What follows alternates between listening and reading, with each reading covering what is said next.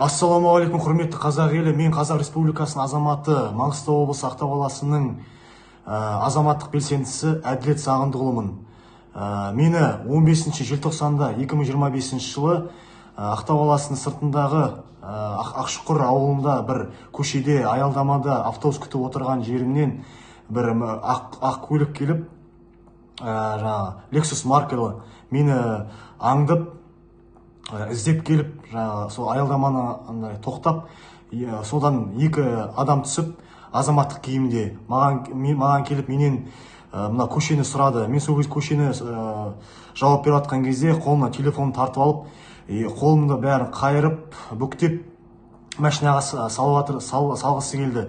Сол кезде кімсіңдер деп мен сұрасам да, маған өзін таныстырмады.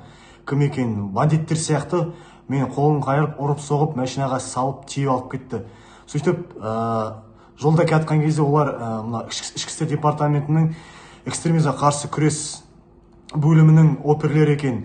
Өздерінің айтуы бойынша Берік пен Нұрбек дейді. Сол Нұрбек шын есімі Нұржан екен.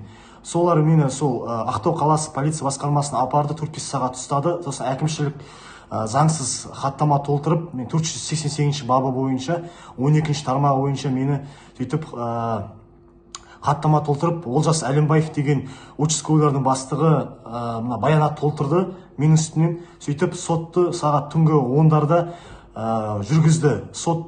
Судья Елеусінова. Сол мені заңсыз, әділетсіз кінәм дәлелденбесе де 488 бапты 12 тармағымен 25 тәулікке қамады ИВС-ке. Сөйтіп, мен телефоным қайда деп сұрасам, телефоным бар деп,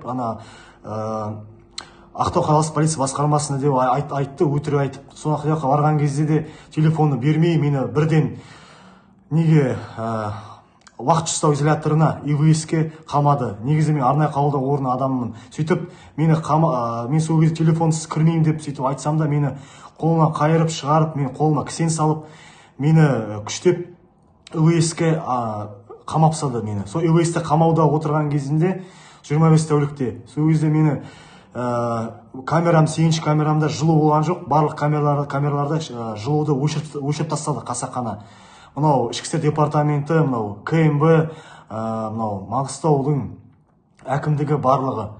Мынау жергілікті атқарушы орган барлығы қарсы маған. Сөйтіп, мен 25 тәулік қамауда, заңсыз қамауда отырған кезде, шығуыма 3 күн қалған кезде, 6 қаңтарда 2026 жылы кешкі сағат 18:00 шамасында келіп, маған тергеушілер келіп, ішкі істер департаментінің экстремизмге қарсы күрес оперлері, біреуі Исаханов, екіншісі Нұржан деген мені ұстаған, заңсыз ұстаған. Солар маған сенің үстінен қылмыстық кодексінің 274 бабы бойынша қылмыстық іс ашылды деп айтты. Сенің статусың, бұл айтқанда, қорғануға құқығы бар куәгер деп айтты. Яғни статус право на защиту свидетель деп. Сөйтіп орысша айтқанда. Сөйтіп мені тергемек болды заңсыз. Мен сол кезде заңсыз тергеу деп айтып, мынау қылмыстық процессуалдық кодекстердің барлық нормалары, заңдарын бұзып жатыр. Мені адвокатым қайда, шақырмайсыңдар ма, қатыстырмайсыңдар ма деп. Сол үшін мен мынау заңсыз тергеу амалдарына қарсылығын білдіріп, мені бас тарттым.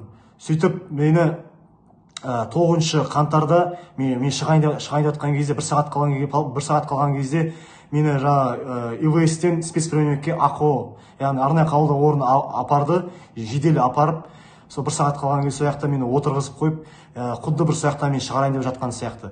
Содан кейін, сояқта мен 25 тәулік отырғандай сияқты қылып. Сөйтіп, мен сосын сол тергеушілерден мені тергеп жатқан тергеушіні сұраған кезде, олар айтты, сенің телефоның, ұялы телефоның арнайы қабылдау орнында спецприемникте деп айтты. Содан кейін мен спецприемниктен сұрадым, телефон қайда десе, телефон жоқ сенің деп сөйтіп айтты. Сосын мен оны телефонсыз шықпайын деп айтсам да, мені күштеп, қолым қайырып, тағы да шығарып, арнайы қабылдау орнынан кезекшілері шығарып тастады мені, лақтырып тастады.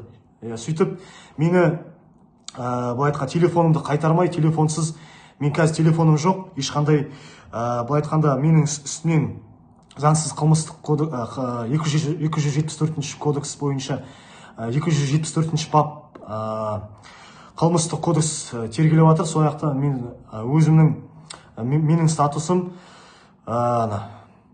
қорғануға құқығы бар куәгер ретінде мені. Сөйтіп мен телефонымды заңсыз алып алды. Судьяның, соттың, прокурордың қаулынсыз, санкциясыз мені телефонымды ұрлап алып алды, бермей жатыр. Сол үшін ағайын, мен құқық қорғаушы ұйымдардан, Қазақстанда құқық қорғау ұйымдарынан, шетелдегі мынау халықаралық құқық қорғау ұйымдарынан маған көмек, қолдау беруіңізді сұраймын, және қазақ халқынан қолдау, көмек сұраймын. Солай ағайын, рахмет.